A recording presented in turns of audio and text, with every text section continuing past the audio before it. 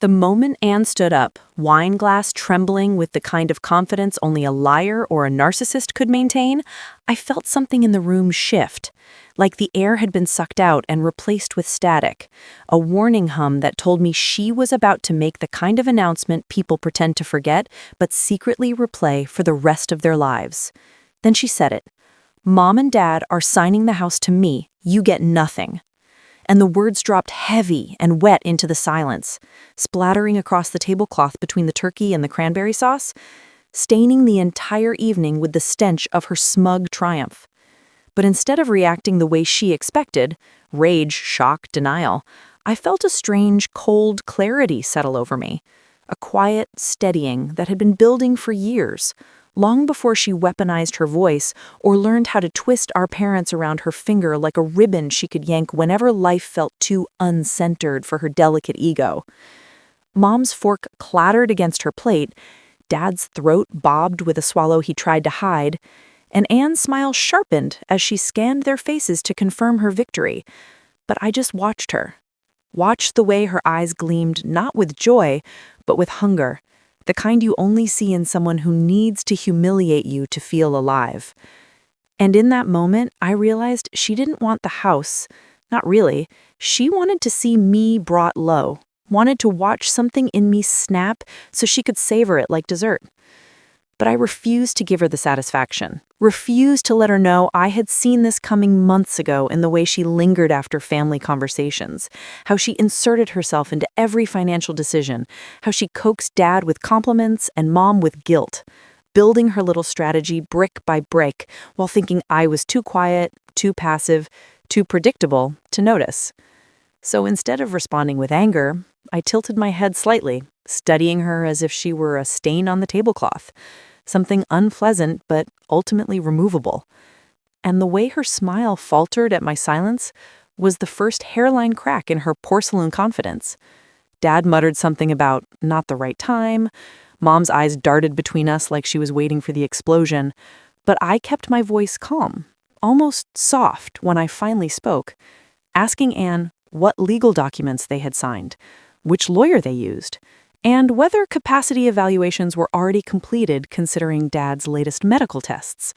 Questions she wasn't prepared for, questions that punctured her manufactured authority like a pin through a balloon.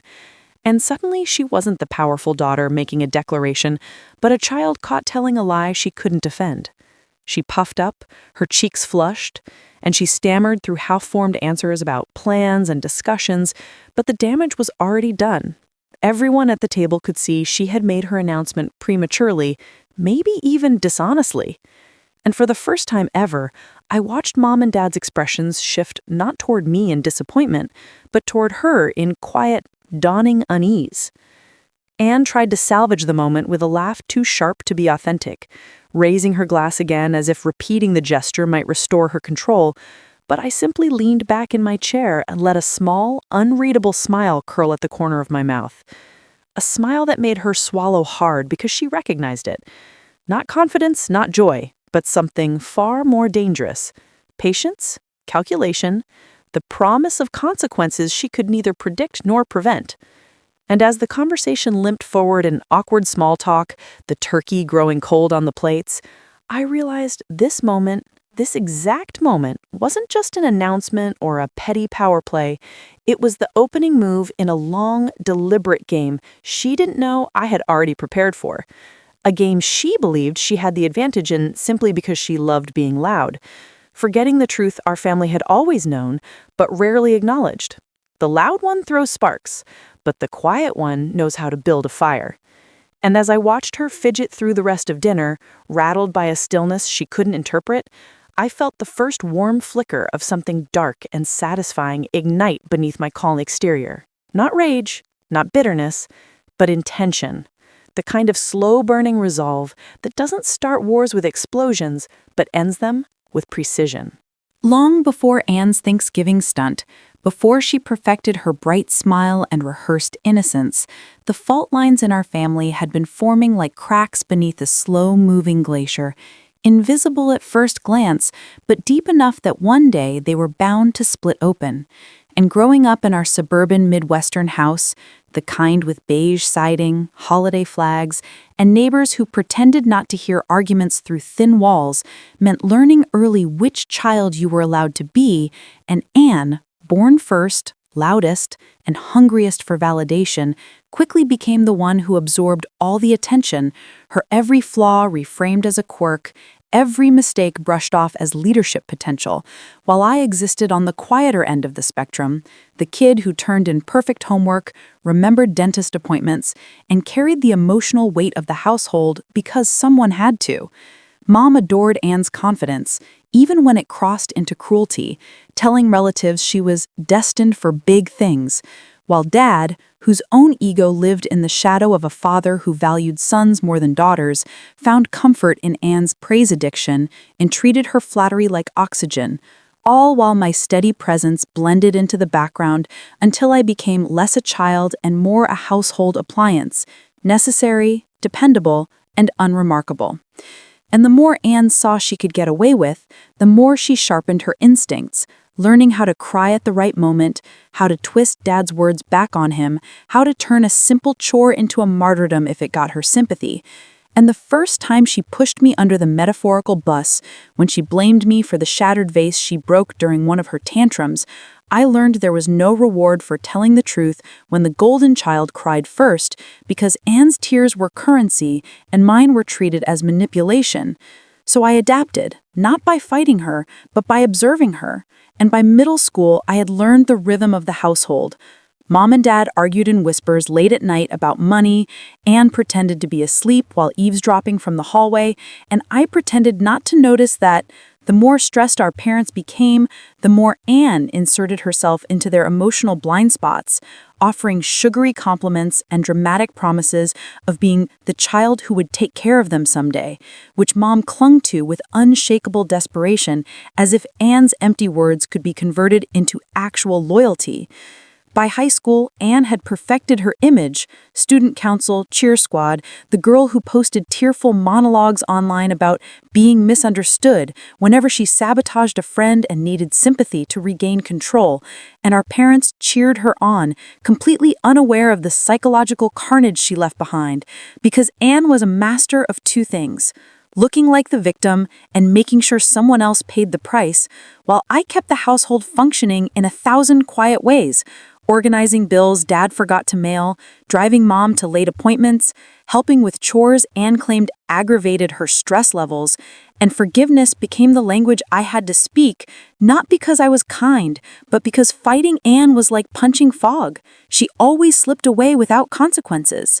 Still, the resentment grew slowly, like water under paint, seeping, expanding, weakening everything until even small things carried weight. Like the way Anne would touch every surface in the house possessively, bragging about future renovations she wanted to make once the place is finally mine, or how she walked through the hallways as if she were already rehearsing her role as heir, dismissing anything I did as temporary, unnecessary, replaceable.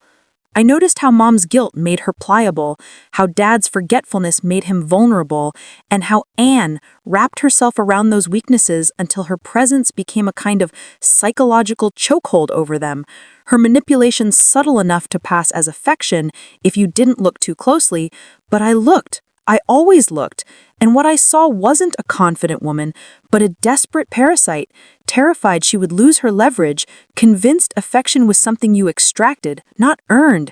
And when Dad's medical issues began, Anne intensified her campaign, showing up with groceries she didn't pay for, offering help she never followed through on, staging little performances of daughterly devotion whenever neighbors were around, and our parents, worn down and grateful for any scrap of attention, read her actions as proof she was the responsible one, completely unaware that she texted me from the driveway to complain about how exhausting it was carrying their emotional baggage.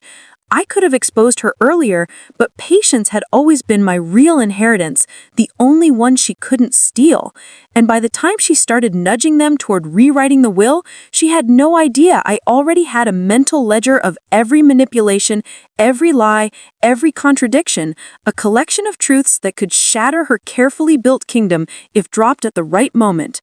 And what Anne never understood, and still didn't on Thanksgiving night, was that while she saw the house as a prize, a crown, crown, a symbol of triumph in the warped hierarchy she built inside her head, I saw it as something entirely different, a stage, a battleground, and eventually a place where her years of manipulation would collapse under the weight of her own arrogance, because unlike Anne, I never needed to raise my voice to win. I only needed to wait for her to hand me the perfect moment. In the days after Thanksgiving, while Anne obsessively tried to reclaim the confidence she'd lost at the table, sending our parents cheerful morning texts, calling the lawyer she claimed to have, crafting social media posts about family gratitude, I moved in silence, not out of fear, but precision, because revenge wasn't about the explosion, it was about the scaffolding you built behind the scenes.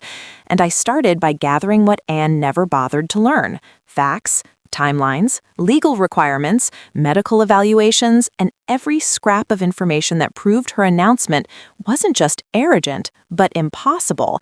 And I did it the way quiet kids in American families have always done it: methodically, unnoticed, invisible in the best way, calling the family attorney under the guise of clarifying estate questions, reviewing Dad's latest medical reports, asking the financial planner about asset transfers with cognitive concerns involved, and each answer I received became another thread in the net I was weaving around Anne's ego.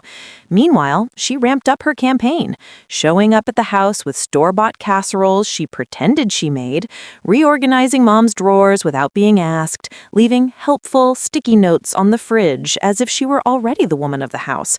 But her eagerness wasn't devotion, it was panic, the frantic scrambling of someone who sensed control slipping through her fingers like sand. And the more she overplayed her hand, the more our parents began to hesitate. Subtle at first, Dad asking me to look over some paperwork he'd misplaced, Mom calling me to double-check a story Anne told her, little cracks in their trust that Anne didn't notice because she was too busy performing. I started showing up at the house strategically, not too often, not with grand gestures, but with quiet reliability, changing light bulbs, helping Dad sort medication, bringing Mom a heater when she complained of the cold, and I saw the small relief on their faces each time I solved a problem before it escalated. A kind of unspoken gratitude that didn't come with applause or theatrics, but carried weight, the kind Anne could never duplicate because her brand of affection always arrived wrapped in guilt or self-praise. And as I watched her unravel, I adjusted my approach with surgical precision, asking gentle questions in front of our parents that exposed her inconsistencies without making me look combative. I thought you said the lawyer appointment was yesterday, or didn't you say you paid for those groceries? Simple inquiries that dismantled her stories one thread at a time, leaving her flustered and scrambling for excuses while Mom and Dad exchanged uneasy glances, slowly recognizing a pattern they had been too overwhelmed, too distracted, too conditioned to see before. Still, I stayed calm, never raising my voice, never accusing her outright, because psychological revenge wasn't about proving Anne wrong, it was about letting her unravel in front of the audience she valued most.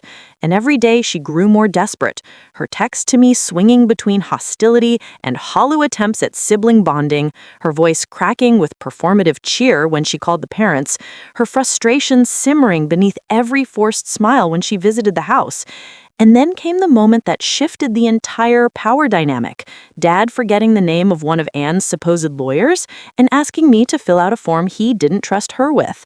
And I saw the flicker of wounded pride in her eyes, the kind that doesn't fade, but festers.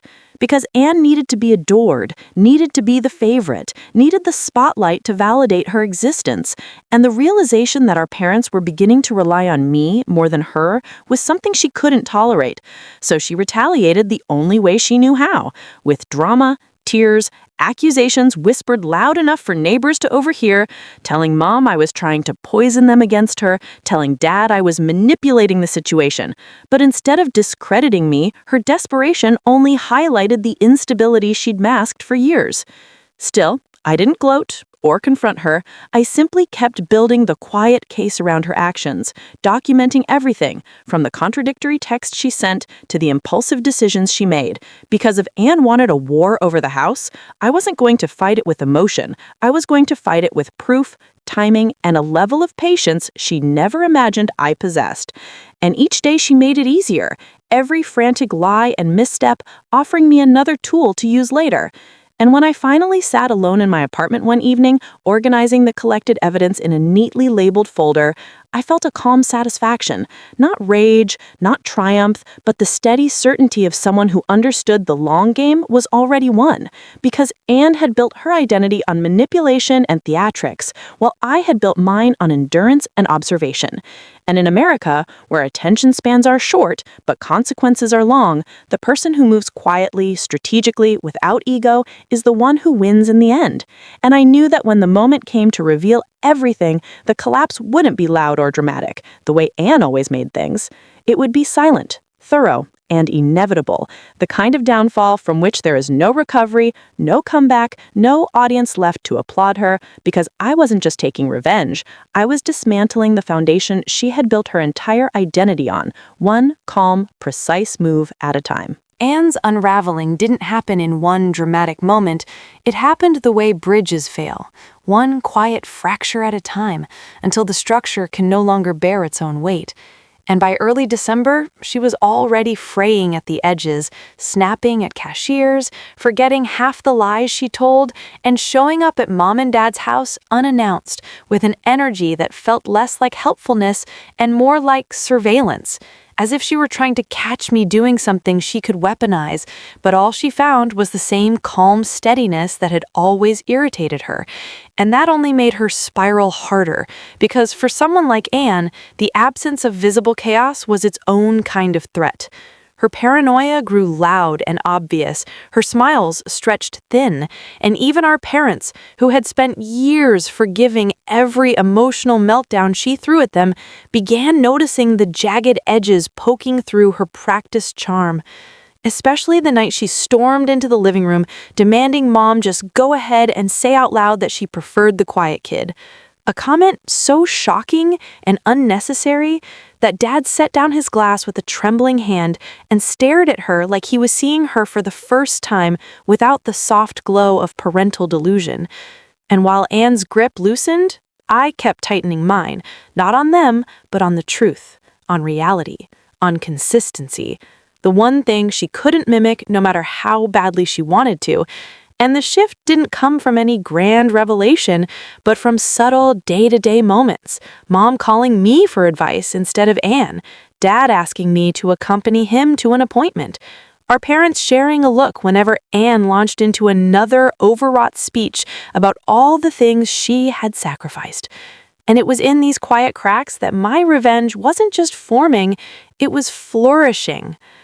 Meanwhile, Anne tried to repair her falling image with bigger, louder gestures, dropping off expensive holiday wreaths she couldn't afford, lecturing our parents about safety updates the house needed, bragging about conversations with lawyers she clearly hadn't spoken to, because the louder her insecurities screamed inside her, the more volume she used to drown them out. And watching her operate was like watching an actress bombing on stage. The more the audience checked out, the more desperate her performance became. The day she overheard Dad asking me to review his medication list was the day something in her officially snapped. Her expression flickered from hurt to fury to disbelief in less than a second. And she cornered me in the hallway, spitting out accusations that I was trying to steal her role in the family. A bitter irony, considering she had spent decades stealing mine with polished ease.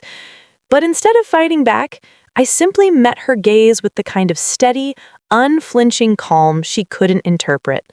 Because Anne only understood two emotional registers, chaos and victory. And anything outside of that, anything patient or measured, terrified her because she couldn't control it. Her unraveling became public in small but telling ways. A scene at the pharmacy when they questioned her about picking up Dad's prescription without authorization. Her flustered meltdown at a holiday craft fair when a vendor refused her expired coupon. her frantic rant to a neighbor who gently asked if she was doing okay.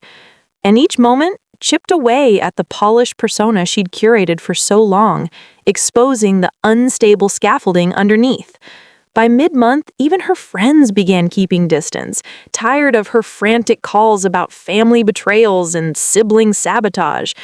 And when she realized she was losing her outside audience too, she started posting cryptic, emotional social media updates about being the only one who ever tries, fishing for sympathy from anyone willing to validate her collapsing sense of self.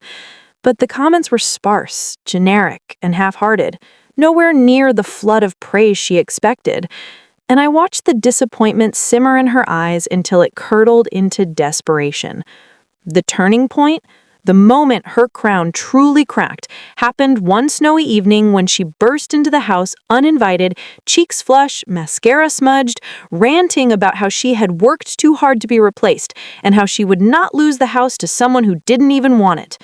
And Mom, tired, emotionally drained, and finally seeing who her eldest daughter had become, told her calmly that no decisions had been made and that her behavior was becoming concerning.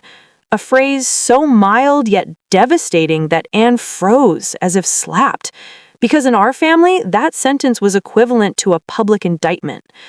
After that, Anne's behavior shifted from frantic to brittle, a quiet kind of unraveling where she moved cautiously, eyes darting, second-guessing every interaction.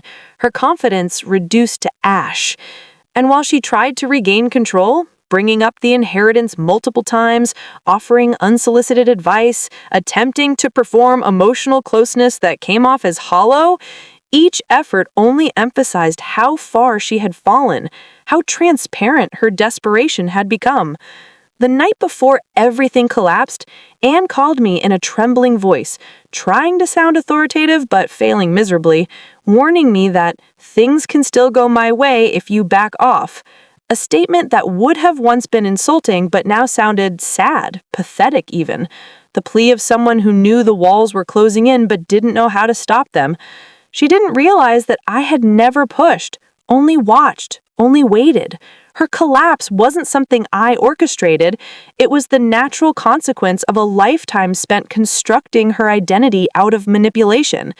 And for the first time in our entire lives, the golden child stood alone, unsupported, exposed, and terrified, while I, quiet, unnoticed, underestimated, was finally stepping into the role she never saw coming, the one holding the truth, the leverage, and the calm, steady power she could never fake. By the time Christmas Eve arrived, the house felt like a stage waiting for its final act, the air thick with unsaid truths, and when Mom called and asked both of us to come over for a family discussion, I knew the moment had finally arrived. Not because I had forced it, but because Anne's unraveling had made it inevitable. And as I drove through the cold Midwestern streets, snow drifting against the windshield in soft spirals, I felt a strange mixture of calm and closure, like someone walking into a courtroom already knowing the verdict. Anne was already there when I arrived, pacing the living room like a trapped animal, eyes red, jaw clenched, and her whole body brimming with the tense, unpredictable energy of someone who knew she was losing control but still thought a big enough performance could save her. And she barely looked at me before snapping, "I hope you're happy," which would have stung years ago, but now only confirmed how deeply she feared what was coming. Mom and Dad sat side by side on the couch, something they hadn't done for emotionally heavy conversations in years, and the seriousness of their posture made even Anne fall silent, though her foot tapped erratically like her body couldn't accept stillness. Dad cleared his throat first, his voice frail but firm, explaining that this discussion was about the house, about the future, about what they wanted with clear minds and careful hearts. And Anne immediately jumped in, words spilling out fast, lists of things she had done for them, sacrifices she had made, promises she had kept, her monologue desperate and breathless, as if she believed sheer volume could rewrite history. But Mom raised a hand, and the simple gesture was enough to silence her. Then Mom turned to me, asking softly if I had anything to say. And for the first time in years, Anne actually looked scared, because Mom had never asked for my perspective before, not like this, not in a way that suggested it mattered. And instead of giving a speech, I simply told the truth, that whatever decision they made should be for their peace of mind, not out of guilt or manipulation, that I didn't need the house, but I wanted fairness, transparency, and protection for Dad considering his medical condition. I didn't accuse Anne, didn't expose any of her lies, didn't even mention the folder of evidence sitting tucked away at home, because I didn't need to. Their eyes told me they already knew, or at least suspected enough that saying anything more would feel cruel. When I finished, silence settled over the room, a heavy, reflective quiet, and for a moment I thought Anne might finally break down honestly, confess, apologize, but instead she erupted, a last-ditch explosion of insults and accusations, claiming I had manipulated them, that I had always been jealous, that they owed her for being the child who showed up, her voice cracking under the weight of her own delusion. And when she realized they weren't reacting, no panic, no comforting, no rushing to validate her, her anger collapsed mid-sentence, replaced by a hollow, stunned disbelief as she finally saw the truth. The power she'd wielded her entire life was gone. Dad spoke then, slowly pulling an envelope from the side table, explaining that, after careful discussions with the attorney and financial planner, they had decided the house would not go to Anne alone or to me alone, but would instead be placed into a joint trust, one that required both our cooperation for any major decisions, a setup that protected them, preserved fairness, and ensured neither of us could unilaterally take control. Anne's face drained of color, her mouth opening and closing like she couldn't comprehend a version of reality where she didn't win outright. And she tried to protest, tried to argue, but Mom cut in with the gentlest yet most devastating words she'd ever spoken. "Anne, you've been acting from fear, not love, and we see that now."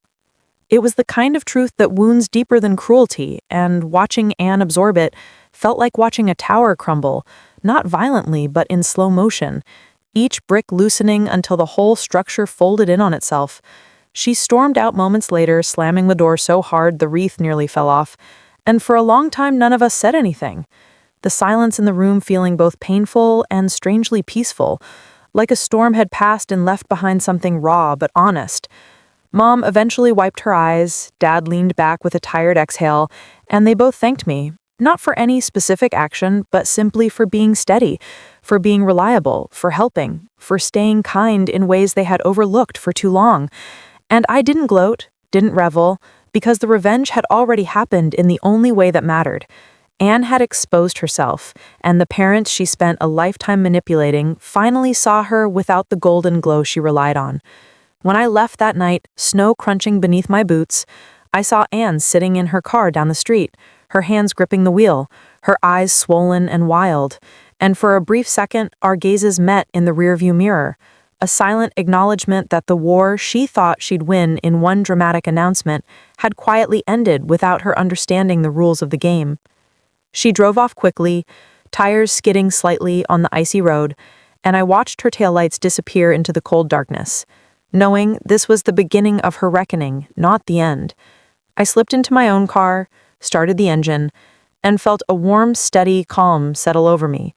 Not triumph, not smugness, but the quiet satisfaction of someone who had waited, observed, endured, and ultimately prevailed without ever raising their voice. Because in the end, the house wasn't the victory. The real victory was this.